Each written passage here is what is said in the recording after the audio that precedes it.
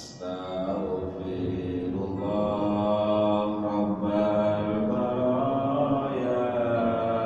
Astaghfirullah minal khataya. Rabbi zidni ilman nafi'an wa wafiqni amalan sholihan. Astaghfirullah Rabbal baraya. Astaghfirullah minal khataya.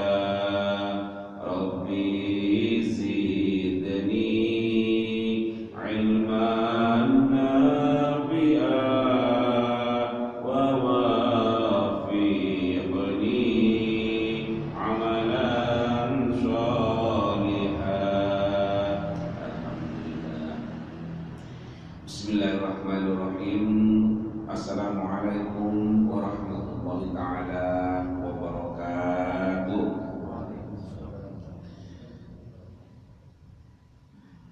Alhamdulillahil qail a'udzu billahi minasyaitonir rajim. Fa idza qadaytumus sholata fadhkurullaha qiyaman wa qu'udan wa 'ala junubikum. Fa idza ma'antum faqimus sholata inna sholata kanat 'alal mu'minina kitaban mawquta.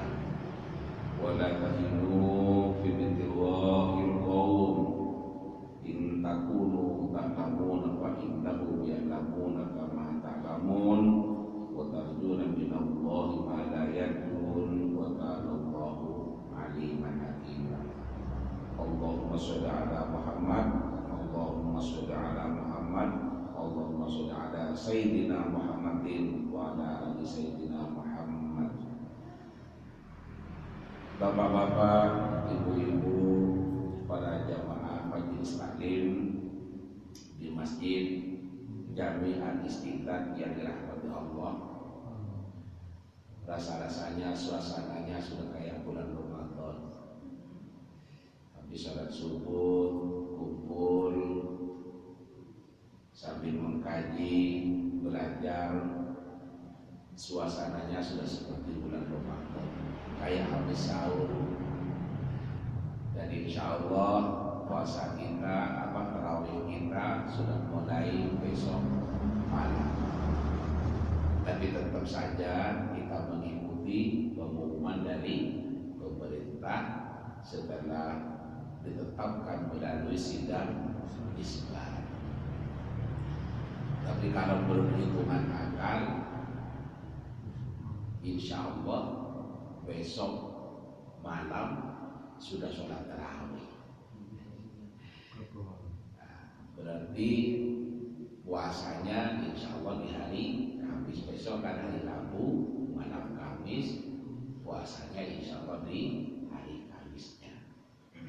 Untuk di bulan Ramadan ini saya mendapatkan jadwal di hari Jumat, bukan di hari Selasa. Seperti ini kan hari Selasa. Jadi saya dapat hari Jumat, waktunya sama-sama batas subuh. Nggih, mugi-mugi mawon kita starten dengan sehat walafiat sehingga saged ngelampahi ibadah Ramadan dengan sempurna dan dipertemukan oleh Allah dengan Idul Fitri di tahun ini. Idul Fitri kan bahasa Arab. Id itu kembali, Fitri itu kepada kesucian. Setelah beribadah satu bulan dengan memohon ampunan Allah dan mengharap ridhonya Allah, imanan wa ihtisaban, maka kita diharapkan keluar dari Ramadan, keluar dalam keadaan fitrah atau dalam keadaan suci. Dosa-dosanya oleh Allah diampuni, kemudian kita juga meminta maaf, saling memberikan maaf, bermaaf-maafan kepada sesama, silaturahmi silaturahim, ada yang dikemas dengan halal bihalal, ada yang dikemas dengan acara keluarga dan lain sebagainya. Intinya setelah 1 bulan kita mohon ampunan kepada Allah, maka kemudian berlebaran kita meminta maaf dan saling memberikan maaf kepada sesama, mulai dari orang tua, saudara, paman, pakde, paklik, tetangga-tetangga, sampai kepada teman-teman yang 1 tahun saling berinteraksi. Barangkali ada salah dan khilaf, kita saling memberi maaf, saling meminta maaf.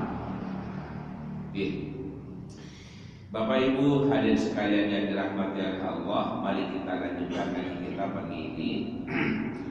Bismillahirrahmanirrahim. Wa an Abi Hurairah radhiyallahu anhu anna Rasulullah sallallahu alaihi wasallam qala. Dari sahabat Abi Hurairah, semoga Allah ridha kepadanya, sesungguhnya Rasulullah bersabda. Apa sabdanya Rasulullah? Idza shalla, apabila sholat atau bersembahyang, ahadukum, salah seorang kamu sekalian, linnasi, bersama manusia.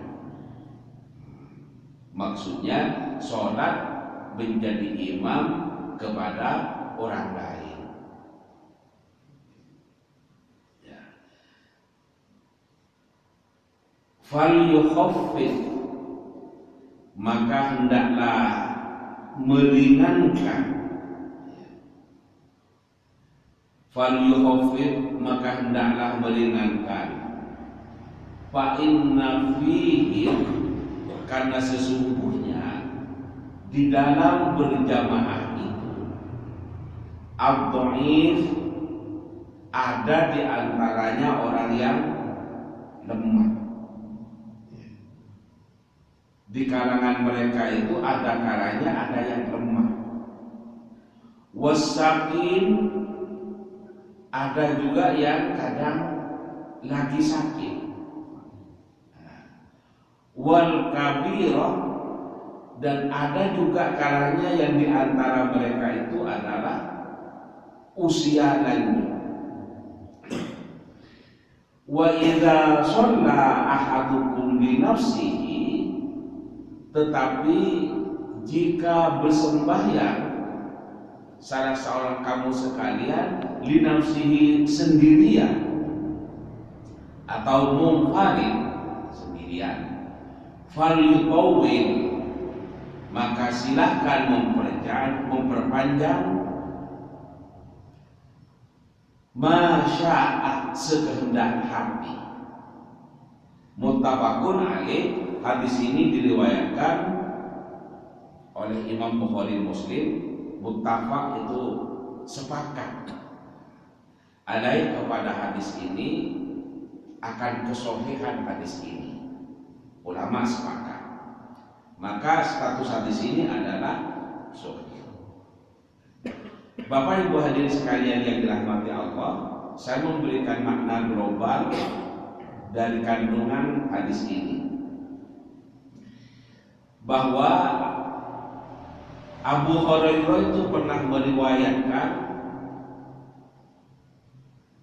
tentang sebuah hadis yang isinya beliau menyebutkan Rasulullah itu pernah bersabda, yakni jika seorang dari kalian bersembahyang menjadi imam bagi orang banyak, linnas, bagi manusia, maksudnya bagi orang banyak.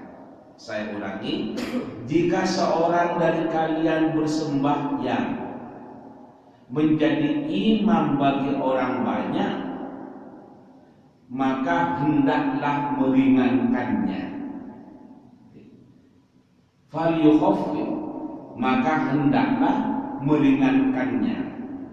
Sebab di kalangan para makmum itu ada yang lemah, ada yang sedang sakit, dan ada juga yang usia lanjut.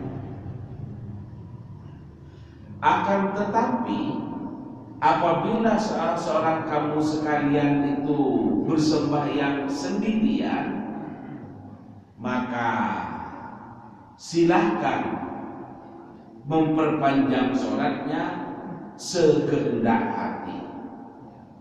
Itu. Bapak-bapak, ibu-ibu sekalian yang dirahmati Allah, mari kita kaji bersama tentang kandungan hadis ini. Yang pertama,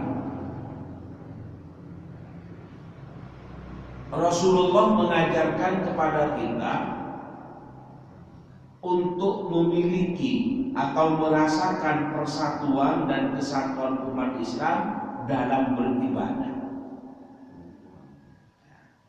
Persatuan dan kesatuan yang dimaksud dalam beribadah adalah kita merasakan apa yang dirasakan oleh saudara kita dalam kita melaksanakan ibadah. Imam merasakan apa yang dirasakan oleh makmumnya, demikian juga sebaliknya. Ini disebutkan sebagai merasakan akan kesatuan dan persatuan dalam beribadah. Jadi apa yang dirasakan oleh makmum, imam merasakannya. Ini adalah menunjukkan betapa arifnya, betapa bijaknya Rasulullah. Beliau sholat ketika menjadi imam itu adalah diringankan dalam arti ya yang standar, yang nyaman untuk makmumnya itu mengikuti, yakni tidak terlalu panjang, tidak terlalu cepat, karena makmumnya itu adalah kondisinya macam-macam. Ada yang sudah tua renta. Nah, kalau kondisi lututnya orang tua renta, kemudian sholatnya agak lembut, aduh nah, ini sholat bisa menjadi seperti itu. Saya mendengar DWA itu sholat tarawih yang Masya Allah, Allah 8 menit. Kalau anak-anak masih usia SMA, asik bah, mungkin seperti itu. Tapi kalau yang sudah tua renta, dengkul ini sholat macam apa ini, aliran apa ini kayak gini. Itu artinya jangan terlalu cepat. Demikian juga jangan terlalu lama. Imam tarawih makmumnya penuh Masjid Al-Istiqlal, yang dibaca surat Al-Baqarah dan surat Al-Imran. Besok langsung tak balik lagi jamaahnya kesuwen. Padahal makmumnya itu ada yang sudah tua. Yang kedua ada yang as-sakin. Kalau tadi al-kabir tua renta, yang kedua ada yang as-sakin, sakit. Saking pinginnya untuk mengikuti sholat tarawih, maka walaupun tidak seberapa sehat, datang ke masjid. Merasa bahwa tarawih itu betul sunnah, tetapi ini kan 1 tahun sekali. Iya, kalau usia saya panjang, kalau enggak, maka bisa jadi ini tarawihku yang terakhir, ini Ramadanku yang terakhir. Kalau saya tidak memanfaatkan semaksimal mungkin, betapa ruginya saya karena ini Ramadan terakhir. Maka walaupun tidak sehat, dipaksakan untuk ikut tarawih. Kalau kemudian imamnya baca surat Al-Baqarah, Masya Allah. Surat Al-Baqarah itu juz, Pak. Boleh juz nih. Di Mekah mboten nggih. Di Mekah mboten di Mekah. Di Mekah ke mboten. Juz. Kalau di Indonesia di Masjid Ampel itu. Apel, ini apel. Nggih. Tapi ya satu juz tidak dalam satu rakaat, boten. Satu juz selama satu tarawih itu sampai semalam itu. Nah, di sana kan ikut yang 20. Jadi 20 rakaat itu totalnya satu juz. Nah, kalau semalam satu juz, 1 bulan 30 hari, maka 1 bulan Saya pernah ikut waktu masih jadi mahasiswa di Surabaya bersama teman-teman, ingin merasakan seperti apa. Ternyata juga fisiknya kuat karena masih muda, tapi semangatnya yang kurang kuat. Hanya ikut 1 malam, besoknya sudah tidak lagi. Tapi memang dari kampus saya ya ini jauh. Nah, karena itu hanya ikut 1 malam. Nah, kalau ada kendaraan baru bisa ikut, kalau enggak ya tidak bisa karena jauh memang. Dari Wonocolo ke Ampel sana.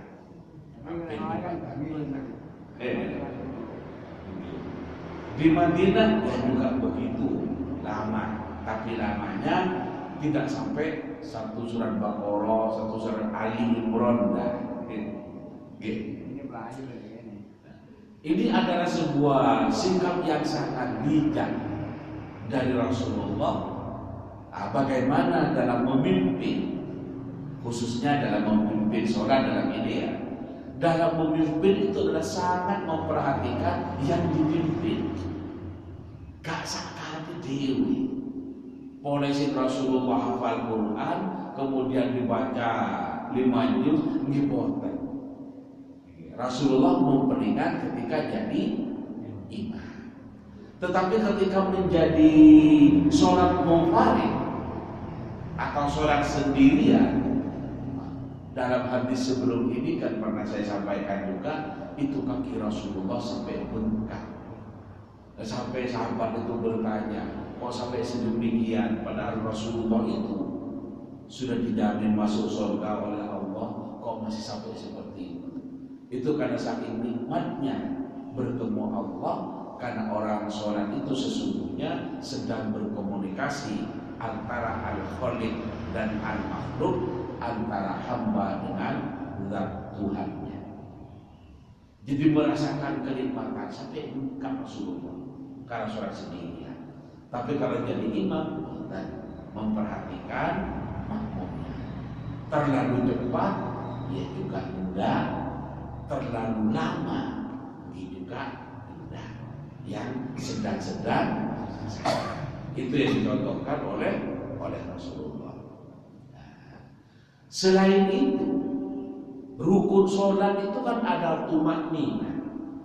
Tumak nina itu artinya ada tenangnya.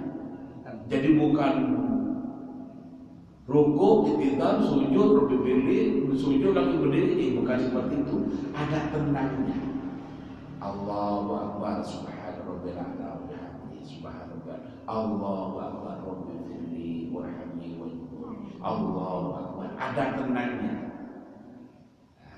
Tenang itulah yang membuat tidak gerusak-gerusuk, dan bagi jamaah atau makmum yang kebetulan sudah as-sakin, al-kabir, apalagi ad-dhaif, itu menjadi bisa untuk mengikutinya.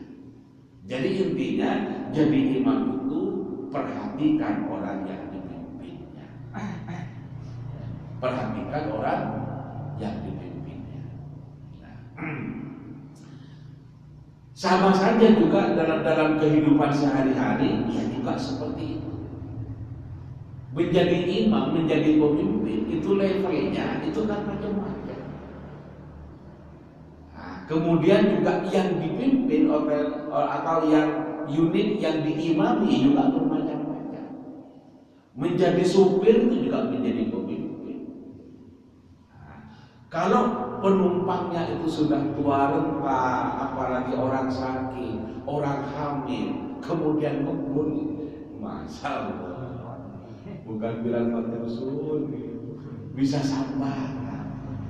Numpak mobil mestinya turun merasa senang, enak, tapi sambatan loro kabeh.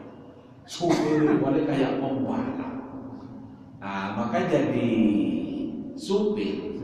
Supir itu kan imam. Nah, karena supir itu adalah imam, imam itu adalah pemimpin. Keselamatan yang dipimpin itu atau keselamatan penumpangnya ada di tangan supir. Demikian juga jadi imam sholat.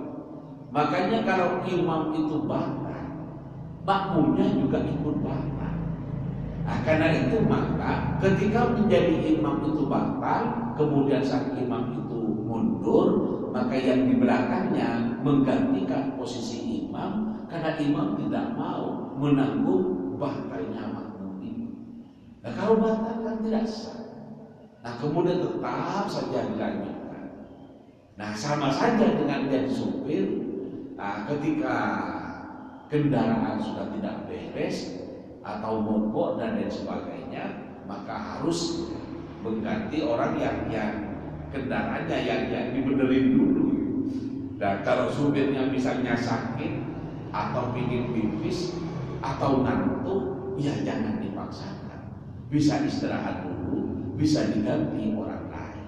Nah, kalau dalam sholat, misalnya sang imam di tengah-tengah batal sholatnya, maka ya mundur. Nah, dengan mundur itu kewajiban makmum yang di belakangnya itu untuk maju. Nah, menggantikan posisi imam, tidak dimulai dari awal lagi, sudah melanjutkan perjalanan sholat. Kalau di Masjidil Haram itu pasti di belakangnya itu ada cadangan imam. Ada cadangan imam. Itu sudah diatur oleh kerajaan sana. Jadi sewaktu-waktu imam itu adalah ada halangan, apakah karena sakit, tiba-tiba seperti orang serangan jantung, maka sholat tetap berlangsung. Apakah karena batal, namanya manusia, mohon maaf, misalnya ngentut, itu kan batal, maka harus mundur di belakangnya itu baju. Dan itu sudah paham. Nah, imam cadangan itu sudah paham bahwa imam yang mundur itu adalah karena ada sesuatu yang berarti minta dilanjutkan kepada imam cadangan yang ada di belakangnya. Nah, di Saudi itu biasa seperti itu. Nah, di kalangan kita juga mestinya harus seperti itu. Karena kita tidak tahu apakah kita akan terjadi batal di tengah-tengah atau tidak, dalam raja-raja saja kita nggak tahu. Maka agama kita mengatur seperti itu, yakni kalau imamnya batal, maka yang di belakangnya yang berkewajiban untuk melanjutkan kelangsungan pelaksanaan ibadah sholat. Nah,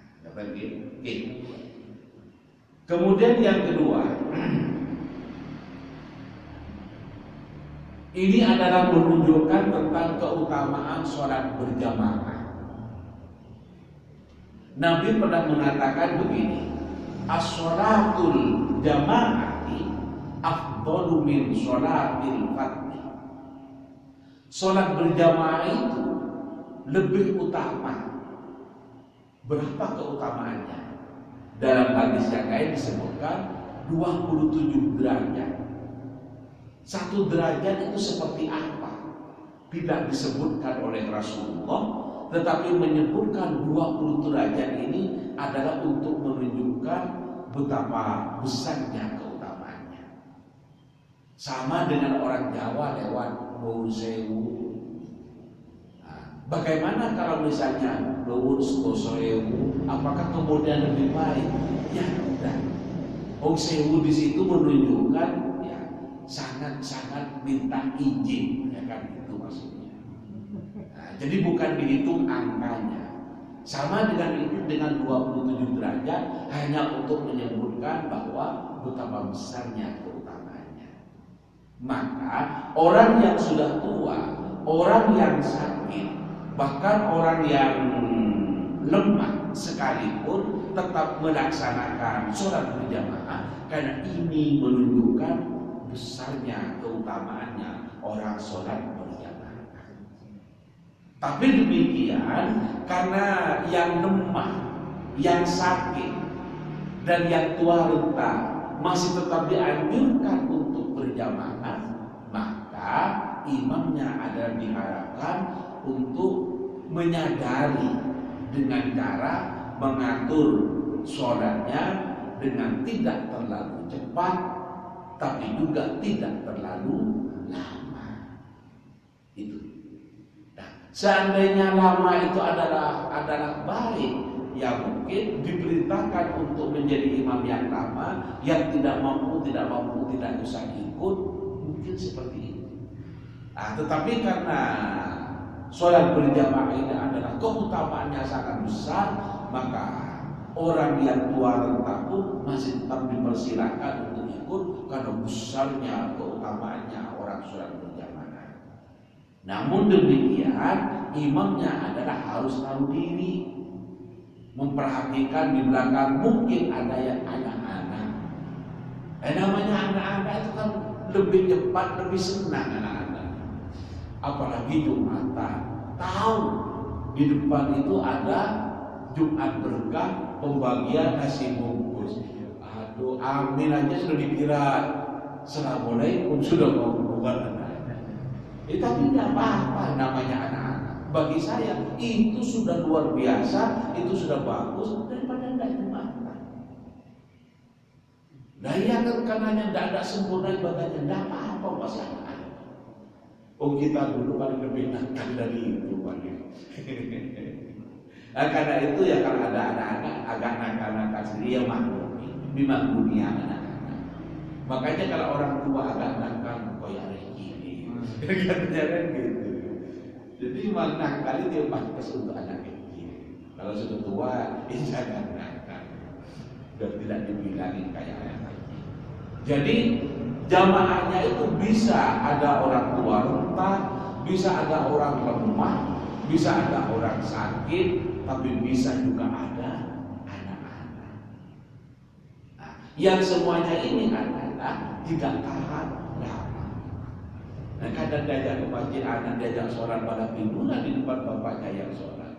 Tidak apa-apa. Anak kecil ini adalah aset masa depan yang akan mengisi masjid itu, yang akan menjadi jamaahnya setelah kita tidak ada adalah anak-anak yang hari ini ya masih tidur-tiduran di masjid itu.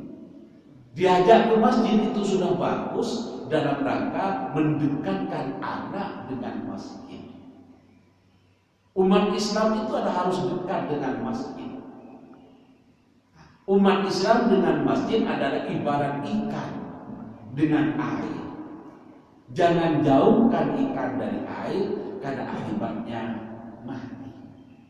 Untuk mendekatkan umat Islam itu perlu dilatih, perlu dikondisikan sejak kecil. Nah, karena itu walaupun mengganggu sedikit, tidak apa-apa karena ini adalah aset masa depan. Harus ada yang meneruskan jamaah di Masjid Al-Istiqlal ini. Yang akan meneruskan adalah generasi-generasi setelah kita. Ayo ajak dulu. Walaupun bisa jadi mungkin kadang mengganggu syukur kalau juga ikut tertib sholatnya. Ini anak calon anak sore. Nah kita ajak, ayo nak ke masjid. Lah kalau ikut mbah ke masjid nanti pulang tak bolehkan masuk. Kalau ikut mbah ke masjid nanti tak kasih hadiah mbah. Nah, ini kan bagus. Nah, mungkin awalnya ke masjid karena demi hadiah. Tapi kalau sudah tiap hari ikut mbahnya, lama-lama menjadi kebiasaan. Perlu diajak. Nah, kenapa kok harus hadiah? Dunia anak-anak kan bukan dunia hadiah. Beda. Suruh belikan sesuatu ke anak, kemudian diberi hadiah. Dengan menyuruh anak suruh membelikan sesuatu dengan tidak memberi hadiah, itu beda. Nah, kalau diberi hadiah, dia barang nangkal. Kak di rumah ditambahin. Ingin dapat hadiahnya. Nah, memberi hadiah itu adalah satu metode dari orang tua untuk anak menjadi taat datang ke masjid dengan diawali iming-iming hadiah, Pak selanjutnya akan menjadi terbiasa. Kalau sudah menjadi terbiasa, maka ini sudah menjadi calon masa depan untuk menjadi apa? Yang akan menghidupi kegiatan di masjid, terutama dalam sholat berjamaah. Itu.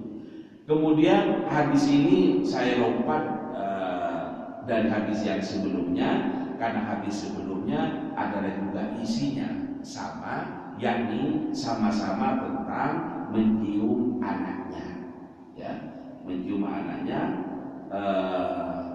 bahwa Rasulullah itu mencium cucunya, kemudian yang hadis yang satunya juga memerintahkan untuk mencium anaknya, untuk mencium cucunya, itu adalah untuk menunjukkan kasih sayang. Dan katanya Rasulullah setelah mencium itu mengatakan, man la yarham la yurham. Barang siapa yang tidak ada rasa kasih sayang kepada orang lain, maka tidak akan dikasih sayangi oleh pihak lain. Hadis yang sebelumnya mengajarkan sayangi anak-anaknya, sayangi cucu-cucunya dalam bentuk yang dicium. Dicium itu adalah konsumsi batin, menunjukkan kedekatan antara orang tua dengan anak, antara mbah dengan cucunya. Kedekatan itulah yang menjadi keakraban, keharmonisan dalam keluarga, serta membuat kedamaian hati anak, mendapatkan kasih sayang yang cukup dari keluarga di sekitarnya.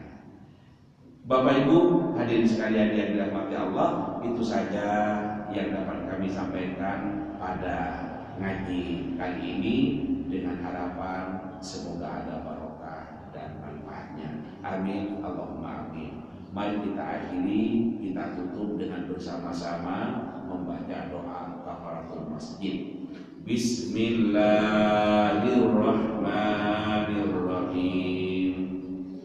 Subhanakallahumma wa bihamdika asyhadu an la ilaha illa anta astaghfiruka wa atubu ilaik. Amin, amin, amin. Demikian yang dapat kami sampaikan, kurang lebihnya kami mohon maaf. Hadanallahu wa iyyakum ajma'in ila shiratal mustaqim. Wallahu muwaffiq ila aqwamit thoriq. Assalamualaikum warahmatullahi wabarakatuh.